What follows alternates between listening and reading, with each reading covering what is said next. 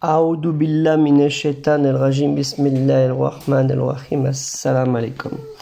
Je cherche la protection de Dieu contre le Satan, le lapidé, de par le nom de Dieu tout clément et tout plein de miséricorde, que la paix soit sur vous. Nous allons non pas faire l'exégèse de la sourate Al-Rum de période mécoise, hein. Nous allons aborder ce sujet-là où il est dit Alif Lam Mim Khulibati Al-Rum. Donc je vais vous chercher, je m'excuse, c'est pas facile pour moi de travailler avec une seule main et un téléphone. Et que j'ai pas l'espace qu'il me faut normalement. Voilà. Donc voilà. On dit les Gréco-Romains ont été vaincus. En fait, dans Surat Al-Rum, période mécoise. En fait, quand on parle de Romains, ce n'est pas les Romains de Rome. En fait, on parle des Byzances de Byza. Et ça, c'est bien expliqué quand vous regardez Al-Sirat, hein, Al-Sirat Al-Nabawi, ouais, c'est Al-Sirat Al-Nabawi, la biographie du prophète Mohammed sallallahu alayhi wa sallam, sur lui le salut et la paix. Donc, en plus des références qu'on a par ces savants musulmans, il est bon aussi de vous revoir pour avoir un éclairage aussi de ce qui s'est passé, de ce qui a été conservé par les savants de l'opposition, on va dire. Donc, pour vous expliquer que ce n'est pas la Rome des Romains, parce que la Rome des Romains s'est arrêtée telle période, et nous avons la Rome, en fait, il s'agit de la Rome de Byzance, la nouvelle Rome. Il s'agit de Byzance, ce qui n'est plus pareil. Vous voyez, la Rome des Romains, c'était les Césars, et la Rome de Byzance, c'est le christianisme. Hein, enfin, une partie du christianisme. Par contre, il restait l'église d'Orient et l'église d'Occident. Hein, et puis, ces variantes dans les églises. Donc, il est important d'avoir ce livre, ce genre de livre, il y a d'autres, hein, ce genre de livre en référence pour comprendre ce que veut dire ce verset. Khulibati Al-Rum, les Romains ont été vaincus, et puis on a les sources de la Sirat qui expliquent que dans une période de temps, ils vont être battus. Hein. Vous connaissez un peu toute cette histoire pour ceux qui ont un peu étudié l'exégèse de Al-Qur'an, la révélation récitée. Hein, c'est la traduction, on va dire, c'est la traduction la plus simplifiée, que le Coran qui n'est que le son phonétique et non pas la traduction de Al-Qur'an. Vous avez ce livre aussi qui est intéressant, on va parler sur celui-ci. On va aller sur le premier tome, l'histoire universelle. Vous pouvez avoir des références très intéressantes qui vous permettront de comprendre cette période-là. Parce qu'en fait, c'est beaucoup plus... À travers ce verset-là, vous allez revoir, il faut aller beaucoup plus loin en arrière, à l'époque du Najran, où les chrétiens étaient martyrisés par les juifs. Hein, les chrétiens étaient martyrisés par les juifs au Yémen et inversement. Hein. Des fois c'était l'un, des fois c'était l'autre. Avec les gens de la fosse, hein, au coude. Et puis après, vous avez aussi, bien avant, l'histoire des gens de la grotte, hein, des 7 dormants, hein, qu'on dit 7 avec le chien. Donc il y a tout ça, et ça, vous retrouvez ça là, vous le retrouvez là, vous le retrouvez ici, puis vous le retrouvez là. Mais pour ce qui nous concerne, hein, de ce ayat, il faut avoir un éventail de recherche beaucoup plus large. Donc il est intéressant aussi d'avoir ce livre-là qui vaut le coup, l'Arabie antique de Karibil à Mahomet, enfin Mohammed sallallahu alayhi wa sallam, qui, d'après l'histoire et les inscriptions, nous révèle des choses très intéressantes. Aussi, il y a ce livre, hein, Juifs et chrétiens en Arabie, parce qu'il y a, comme vous le savez, il existait des tribus arabes depuis très longtemps en Arabie, hein, puisque Oud, qu'on appelle Héber dans la Bible, le prophète des Arabes, c'est l'ancêtre des Hébreux. On ne va pas aller si loin. Ça va nous ramener quelques milliers d'années plus tard. Donc ce livre il est très intéressant parce qu'il il nous reparle des martyrs des gens du Najran, hein, ou la El Uqud, de cette période-là. Donc il y a ce livre qui est à lire en parallèle pour bien comprendre qu'est-ce qui se passait en fait dans cette zone géographique, le conflit qu'il y avait entre l'empire de Byzance et l'empire perse sassanide.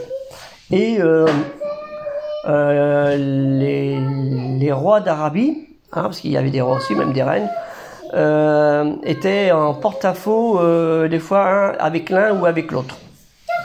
Hein, c'est parce que l'Arabie est une plaque tournante du commerce, mais aussi de la politique. Hein, même avec des pays du sud de l'Arabie et de l'Afrique qui était juste à côté, avec Négus et autres. Et nous avons ce livre qui est très intéressant, aux sources du monde arabe, qui a été fait par l'Institut du monde arabe, hein, à l'exposition du Louvre, qui nous donne des choses intéressantes par rapport à la façon dont s'habillaient les gens. Alors ça, c'est en référence avec les gens, on dit, nous, la sunna, on fait ceci, on fait cela. Donc, vous voyez, la sunna, c'était pas tout à fait ça. Hein, vous le retrouvez ici. Hein, la façon dont on s'habillait, puisque le prophète Mohammed, sallallahu alayhi wa sallam, ça, si on trouve ça, c'est en Arabie, ça. Hein, s'habiller de différentes façons. Et je vais pas rentrer dans le détail, mais ça peut être intéressant pour ceux qui veulent avoir des renseignements. Alors, nous avons aussi... ce livre-là aussi par Ahmed Amin, l'islam de Petra, réponse à 13 de Dan Gibson. Ce qui est intéressant, son livre, il est très très bien fait. Il me semble qu'il y avait des références, des références en arabe. Voilà. Et vous voyez, on retrouve ça, c'est les 3 idoles connues, nous. Voilà. Hein, c'est des livres très intéressants. Mais c'est ce que je veux expliquer, c'est que il faut pas se suffire de dire ouais ben je lis le Sirat et puis c'est tout. Non, parce qu'il n'y a pas tout qui est dedans. Hein, il y a beaucoup d'informations, mais il faut voir aussi la lecture qui est donnée de l'autre côté. Et là, on va vivre dans ce verset. On va vivre dans ces mêmes plusieurs versets de cette sourate, ce chapitre. Ce qui est important. Donc après, pour bien comprendre comment fonctionnent les religions, concernant le judaïsme et le christianisme, comme je vous ai expliqué, l'histoire des Byzantins, c'est plus vieux qu'on le croit. Hein, parce qu'ils étaient en conflit depuis très très longtemps. Mais pour la période qui nous concerne, c'est parce que c'est ce qui s'est passé là, c'est parce qu'il s'est passé des choses avant. Et après, vous avez en parallèle l'histoire des hommes de Dieu dans l'islam. Alors donc, c'est surtout là ce qui nous intéresse. C'est l'église byzantine, quand je vous ai expliqué, fonctionnait pas pareil. Donc vous avez des cartes qui sont très intéressantes, ça, qui vont avec. Et pour terminer, je vous invite à lire ce livre-là, L'art de Byzance, où vous pouvez avoir des informations. Alors attendez, je vais essayer de tourner là aussi, parce que c'est lourd. Hein. Vous voyez, les types de construction, hein, ça n'a rien à voir avec ce qu'on avait maintenant. Faut se donner une idée de comment c'était. Ça, c'est le 7e siècle, entre le 7e siècle et le 11e siècle. Ce type de construction était comme ça. Et la nef, oui, ma fille, tu attends. La nef était en direction de l'Orient. Comme il a été stipulé, on le trouve dans Jean. Je crois que c'est Jean 8,13, si je me souviens bien. Ma petite fiche, je ne l'ai plus. Qui nous dit la lumière de il faut aller vers la lumière. En fait, en parlant de Jésus comme lumière, qui quand il prêchait je veux dire la région de Jérusalem, la Galilée et autres. Hein. Dans Jean 8,12, excusez-moi, Jean 8,12, hein, la lumière du monde, parce que l'Orient est la lumière du monde. Voilà, donc c'est un petit aperçu pour bien comprendre ce verset qui est très très important. Hein, on a tendance à l'oublier, mais il faut le conjuguer aussi en parallèle avec d'autres chapitres concernant les gens de la fosse et les gens de la caverne. Tout est lié. Tout est lié. C'est un cheminement. N'oublions pas que Al-Qur'an, la révélation récitée, Al-Qur'an, ça veut dire, on va dire le rappel, l'écrit, le rappel. Hein, c'est pour ça que je dis la révélation récitée, parce que c'est une révélation nazalla qui est descendue, hein, pour nous par l'intermédiaire de ces apôtres qu'on appelle prophètes, messagers, avertisseurs, envoyés, hein, etc. Donc je vous invite à lire ces livres-là, et ces livres, il faut savoir, ils font partie du projet culturel musulman universel, naturellement, du projet culturel musulman universel, où je mettrai le lien, où on vous demande de participer à ce projet à 2 € une seule fois, ou 2 € par mois si vous voulez, si vous êtes plus généreux, et aux mosquées, au mesjid, alors terme qui existait à l'époque des chrétiens, et mesjid, c'est un terme que Jésus utilisait, hein, qu'on retrouve dans les évangiles, mais en syriaque-araméen, hein, qu'on utilisait. Et au mesjid, aux mosquées, responsables des associations culturelles et cultuelles musulmanes, de participer à hauteur de 200 € minimum. S'ils veulent donner plus, tant mieux. C'est entre la période du 1er novembre au 31 décembre. Donc je suis en train d'envoyer des mails, mais curieusement, j'ai des adresses mail qui passent pas. Donc ils ont du mal marquer leur adresse mail. C'est un peu dommage. Donc n'importe comment, comme je les mets, l'information, je la passe tout le temps, et que je suis en contact via mes comptes Facebook avec beaucoup de centres culturels, on appelle ça les mosquées, hein, de France. Donc normalement, ils ont reçu l'annonce, qu'ils disent pas qu'ils l'ont pas reçu.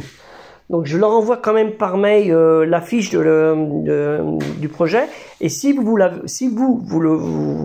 voyez, vous le verrez dans Tipeee, vous pouvez soit leur imprimer ou leur donner le lien, hein, en courrier mail, en SMS, hein, et eux, ils peuvent l'imprimer. Voilà. Donc, Inch'Allah, il faut savoir que ce projet, il est important, parce qu'il est pour vous aussi. Hein. Et tous ces genres de livres, ils font partie du projet culturel musulman universel. Parce que c'est important. C'est très important. Hein, il y a le culte, la religion, la foi, à mener cette richesse de l'art et l'histoire et les sciences qu'on appelle les sciences de l'islam. Ça, et puis Dieu nous demande de persévérer dans le savoir et dans la connaissance, parce qu'il est important. Le musulman, il ne peut pas rester ignorant. Hein, se contenter du peu, il dit je vais faire le salat. Déjà, le mot salat, c'est un mot que les chrétiens connaissent. Hein, déjà, le terme salé, ils le connaissent en syriaque-araméen, c'est la même chose. Les Hébreux, ils connaissent aussi, avec une petite différence dans le phonétisme qui existe. Et il faut savoir que les Juifs, les chrétiens, avant les musulmans, hein, on va dire, et les musulmans après, ils faisaient la prière le matin, le midi, enfin l'aube, le matin, le midi, l'après-midi, le soir et tard dans la nuit, et d'autres. Vous voyez, donc c'est très important. Et ils faisaient aussi, parce que le principe du monothéisme dans ces 3 religions, c'est l'unicité de Dieu, hein, de croire qu'il y a un seul, un unique Dieu. Tu n'adoreras qu'un seul unique Dieu. Hein, c'est bien explicite dans l'Ancien Testament et dans le Nouveau Testament, puis dans Al-Qur'an, la révélation récitée. C'est bien explicite qu'il faut faire les ablutions dans ces 3 religions, à se purifier, hein, qui faut faire la purification avant de faire la prière, salat. C'est bien explicite qu'il faut faire le jeûne. C'est bien explicite qu'il faut faire l'aumône, le zakat en hébreu, et zakat en syriaque-araméen. Et le pèlerinage, pareil, mais à l'époque, c'était pas le pèlerinage de la Mecque. Hein, voilà, on peut pas tout avoir, mais le symbole est le même. Oui, dans le sens du symbole. Hein, tout dans le rituel symbolique, c'est le même. Après, il y a une différence de l'intention niya qui est portée. Hein, il faut, si tu fais ta prière et que ton âme n'a pas la niya, l'intention pure, déjà, il faut la niya. Eux, ils l'ont sans doute. Mais la niya du tawhid, de l'adoration à un seul unique Dieu, qui n'a pas d'associé, bien sûr. C'est ça qui est important. Mais autrement, dans le fondement, le reste, on va pas dire la akida pour eux tout, mais ils ont une partie de la akida. Hein, ce qui est important, mais ça, on a tendance à l'oublier. Donc c'est pour ça que je travaille là-dessus. Et le projet culturel musulman universel a été lancé pour ça, pas pour se dire on est frères, parce que Non, Dieu ne nous a pas dit qu'il fallait rester frères avec les gens du monothéisme. Il faut être respectueux envers eux, mais il nous a dit ne les prenez pas comme frères ou amis, hein, n'oubliez pas. Il faut respecter ce que Dieu nous dit. Mais on doit les respecter, hein, Surat al-Kafirun, hein, et ainsi de suite, et d'autres sourates qui nous dit qu'il faut les respecter, puisque le prophète Mohammed, sallallahu alayhi wa sallam, comme Dieu lui a dit, tu n'es qu'un avertisseur parmi tant d'autres, hein, parmi toute une lignée de prophètes, hein, et ainsi de suite, ou comme pour le jeûne du mois de Ramadan, il t'a été révélé de faire le jeûne comme il a été révélé à ceux qui t'ont précédé. Hein, voilà, comme il a été dit à ceux qui t'ont précédé. Donc ça veut dire que ceux qui n'étaient pas ce qu'on appelle musulmans, même si on pouvait dire qu'ils l'étaient, parce que Jésus est considéré comme musulman, ses apôtres étaient considérés comme musulmans, Abraham était considéré comme musulman, Joseph comme musulman, mais c'est la signification du terme musulman qu'il faut bien comprendre. Hein, l'islam n'est pas arrivé au 6e siècle, il est arrivé bien avant. L'obéissance et l'islam, l'obéissance dans l'obédience, hein, dans la croyance en un seul et unique Dieu, et dans son respect dans tout ce qui est bon, de ce qui va rester dans le licite, le halal, et empêcher le haram, le interdit. Ça, il a toujours été dans les religions du monothéisme. Donc sur ce, je vous souhaite une bonne journée et Inch'Allah à une prochaine vidéo. J'espère que ma vidéo fonctionne bien, parce que ça a tendance à sauter et à tourner. Alors j'espère que ce ne sera pas le cas. Donc à la prochaine, Inch'Allah, si Dieu le veut.